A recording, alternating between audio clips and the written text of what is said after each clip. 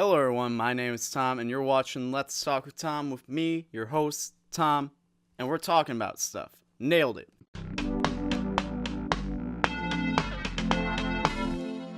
Star vs. the Forces of Evil, right now, is a top tier cartoon. It's a show about an interdimensional princess named Star Butterfly, and she shoots puppies and rainbows out of her wand, and it's manly as fuck. Yeah, I know, right? It's got a lot of qualities that a few years ago would qualify it as a girl show. But this is 2017, baby. We are progressing as a society. Fuck a gender role. Let's be real. If you think that this show is only catering to a female audience, either you are very wrong or I have no idea what I'm talking about, which is very possible. I gotta talk about things regardless of whether or not I might be wrong. That's part of putting yourself out there on the internet, you know, follow your dreams. So in Star vs. the Forces of Evil, your main character is Star Butterfly, obviously. She's easy to identify as like a pretty feminine character. And thankfully, the showrunners didn't just give up once they figured that out. Like, they actually developed her character beyond that, because sometimes that happens. Alright, so for the main character, her name is Star Butterfly. She looks like this, and she's a girl. What are some traits she should have? I don't know. Girly ones? You're right. So for Marco, I was thinking. Yes. Marco Diaz. Marco Diaz. Marco's okay. He's a likable character, and he has a very interesting dynamic with Star that I greatly appreciate watching the show. And it continues to change and develop over time, and as we mentioned, Star's a pretty feminine character. And Marco, that's something I want to talk about for a second. And by talk about for a second, I mean that's going to be a focal point of my discussion in this video. So, am I saying that Marco is a feminine character? Obviously not. Maybe a little bit. Marco is very clearly a masculine character, at least in my eyes, but he has some traits that kind of contradict that in the eyes of many, and that's mostly because masculinity is a bullshit construct that we allow to control our lives and the way we form relationships a little too much. Marco is plain masculine enough, even when you put him in a dress. I mean, Marco, he's a teenage boy. He's thinner.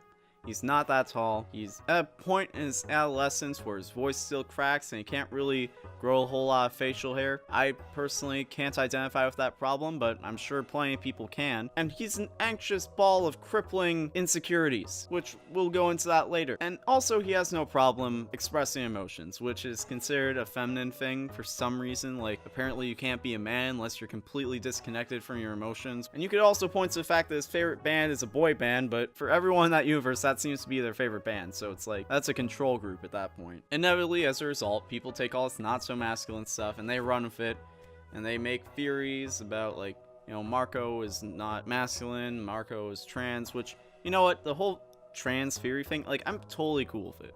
You know, I mean, there's not a lot of trans representation, especially in cartoons. Like, if you want to identify with a character, that's fine, but I think it's a little weird how the only characters that ever get that treatment are characters that don't really fit the mold of what masculinity should be. Like, it can't always just be, oh, this character doesn't live up to my expectations of masculine or feminine, therefore they're trans. Like, why are there no characters that aren't like that people theorize are trans? Like, why is there no Rick Sanchez's trans theory? Probably because of the fan base, honestly. But why can't Bolin from Legend of Korra be trans? Why can't Mr. Incredible be trans? Why can't Buzz Lightyear be trans? Why can't Superman be trans? Or, like, what about the feminine women? You know, why can't Marceline be trans? Or Connie be trans? Or Star is trans? You know, like, we don't know. Like, that's the thing about gender identity, is it's not just always the same type of people that are trans. Like, it can be anyone. I got way off topic, but my point is, people don't generally see Marco Diaz as a masculine character, when in reality, he's actually pretty masculine. You can tell he self-identifies with that. You know, he's a green belt in karate, eventually becomes a red belt, spoilers, and you know, that's a prominent part of his character. That's something he takes pride in. That's something he's, like, proud of. Like, yeah, I'm a karate master, like, I can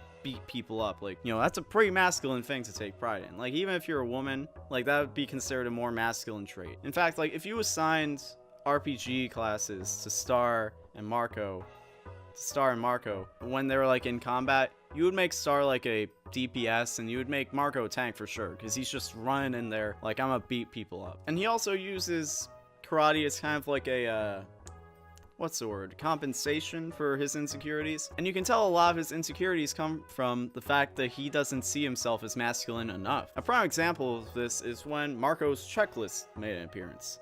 in the episode Sleeping Spells. He had a checklist of every time that Star has saved him as opposed to every time that he has saved Star, and what a surprise, the princess with magical powers saved him a lot more than he saved her. Like, honestly, the fact that you even have a check on that list, I feel like that's, like, for me, if I have a friend who could literally, like, summon beams of light into physical existence, if I had saved them even once compared to the amount of times that they had saved me, with all that stuff going on, I would be like, you know what, at least I got that one. Like, I wouldn't be insecure about that. But, like, the fact that this list exists, it shows an outdated mindset that men are supposed to be heroic and strong while women are delicate and helpless. And I know that's a very sexist mindset to have, and I'm not saying that Marco is sexist for having that mindset. Sometimes it's just social programming.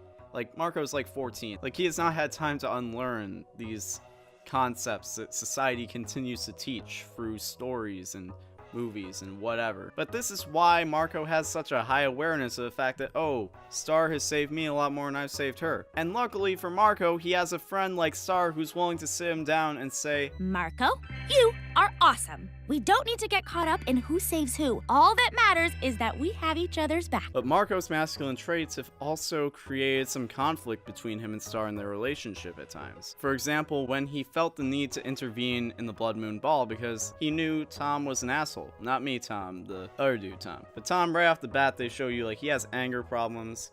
He's prone to violence. Like, that's not the type of person that you want your friends going to a dance with, you know? And, like, honestly, I can relate to this situation. I've had friends who are seeing guys where it's like, dude, really? Like, not only does he not deserve your greatness, but this could also potentially be a dangerous situation for you. And, like, part of the thing is like, as guys, we kind of sometimes let toxic aspects of our masculinity that society teaches us take over. And we're like, oh, no, we can't let you do this, because, like, this guy's... You know, it's like we become overprotective. And, like, I'll admit to doing this at times, but, like, it's not right. I'm willing to admit that it's not right to do. You gotta be able to trust your friends to handle themselves in these situations. I hate to say it, but I warned you about Tom. No, you! You're infuriating! Me? I was just trying to help. You don't trust me to do things by myself. I don't need a hero. I need a friend. And that's all Star wanted Marco to do. Like, she can clearly handle herself. If anything, Marco made the situation worse, and then Star fixed it for him. Star still handled it. That's one of the things that makes the dynamic between Star and Marco so interesting, is because they complement each other. Not only in the straightforward ways of, like, Marco is a level-headed, thoughtful person, while Star is impulsive and eccentric, but the masculine and feminine play a big role in this as well. The fact that both of them, in their own ways, go against traditional gender roles creates a very pleasant give and take in their relationship. We've already discussed how Marco has his stereotypically feminine tendencies, but Star comes from a matriarchal monarchy where women wear the pants. Yeah, she's a girly girl by nature, but she's also a very strong and independent person. Just look at Queen Moon. She's a total badass when she wants to be, and the apple doesn't fall far from the tree. And you can look at her dad too. He's an extremely masculine character.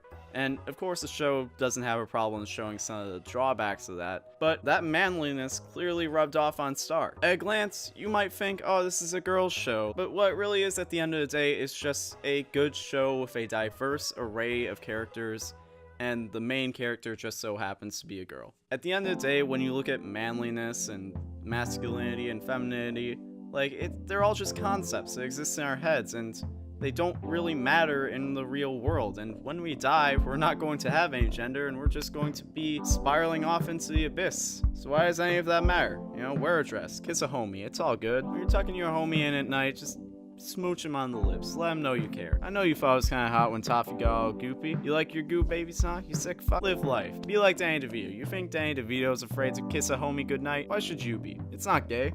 Just put your lips on another man's lips. Girls do it all the time. I don't gotta tell this to the ladies. Ladies are out here kissing their homies all the time. Just gals being pals. Like Jana. Be like Jana. You know, she's just being a pal. Even if it's on the down low. You're doing great, sweetie. Keep it up. Thank you for watching Let's Talk with Tom on the Roundtable, but Tom isn't just on the Roundtable. I have my own self-titled personal channel. I have a Twitter, I have an Instagram, I have a Snapchat, I have all that good stuff. In fact, I even have a Tumblr. So, if you're interested in any of that, check that out. And I'll see you next time. Goodbye!